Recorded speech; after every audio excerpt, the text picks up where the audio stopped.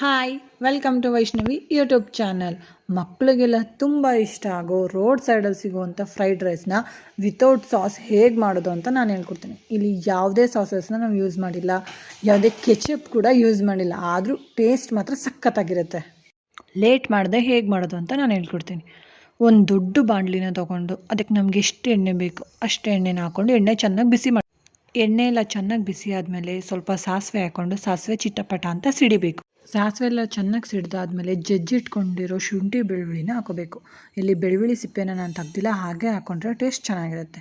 ಅದ್ರ ಜೊತೆಗೆ ಖಾರಕ್ಕೆ ಎಷ್ಟು ಬೇಕೋ ಅಷ್ಟು ಹಸಿಮೆಣ್ಸಿನ್ಕಾಯಿ ಅದನ್ನೆಲ್ಲ ಹಾಕ್ಕೊಂಡು ಚೆನ್ನಾಗಿ ಫ್ರೈ ಮಾಡಿ ಈರುಳ್ಳಿನ ಉದ್ದಕ್ಕೆ ಸ್ಲೈಸಾಗಿ ಹೆಚ್ಕೊಂಡು ಹಾಕೋಬೇಕು. ಟೇಸ್ಟ್ ಚೆನ್ನಾಗಿ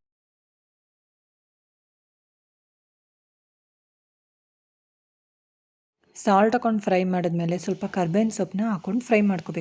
ಅದೆಲ್ಲ ಚೆನ್ನಾಗಿ ಫ್ರೈ ಮಾಡಿದ್ಮೇಲೆ ನಮ್ಗೆ ಯಾವ ತರಕಾರಿ ಇಷ್ಟ ಆಗುತ್ತೋ ಆ ತರಕಾರಿನ ಹಾಕೋಬೇಕು. ಇಲ್ಲಿ ನಾನು ಎಲೆಕೋಸು, ಬೀನಿಸು, ಕ್ಯಾರೆಟು, ಕ್ಯಾಪ್ಸಿಕಮ್ನ ಹಾಕ್ಕೊಂಡು ಫ್ರೈ ಮಾಡ್ಕೊಂಡಿದ್ದೀನಿ.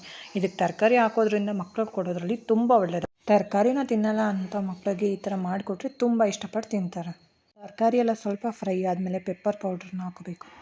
ಸ್ವಲ್ಪ ಚಿಲ್ಲಿ ಪೌಡರ್, ಸ್ವಲ್ಪ ಧನಿಯಾ ಪೌಡರ್ನ ಹಾಕ್ಕೊಂಡು ಎಲ್ಲವನ್ನು ಚೆನ್ನಾಗಿ ಫ್ರೈ ಮಾಡ್ಕೋಬೇಕು. ತರಕಾರಿನ ತುಂಬ ಬೇಯಿಸಬೇಕು ಅಂತ ಅವಶ್ಯಕತೆ ಏನಿಲ್ಲ, ಇದು ಸ್ವಲ್ಪ ಕ್ರಿಸ್ಪಿ ಆಗಿದ್ರೇ ಚೆನ್ನಾಗಿರುತ್ತೆ. ಅದೆಲ್ಲ ಚೆನ್ನಾಗಿ ಫ್ರೈ ಆದಮೇಲೆ ಮೊದಲೇ ಮಾಡಿ ಇಟ್ಕೊಂಡಿರೋ ಅನ್ನನ ಉದ್ರಾಗಿ ಮಾಡಿಕೊಂಡು ಅದರೊಳಗಡೆಗೆ ಮಿಕ್ಸ್ ಮಾಡ್ಕೋಬೇಕು. ಅನ್ನನ ಚೆನ್ನಾಗಿ ಮಿಕ್ಸ್ ಮಾಡಿಕೊಂಡ್ರೆ ಘಮ ಘಮ ಅಂತಿರೋ ಫ್ರೈಡ್ ರೈಸ್ ಹೆಲ್ತಿ ವರ್ಷನ್ ಆಗಿ ಸಖತ್ತಾಗಿರುತ್ತೆ.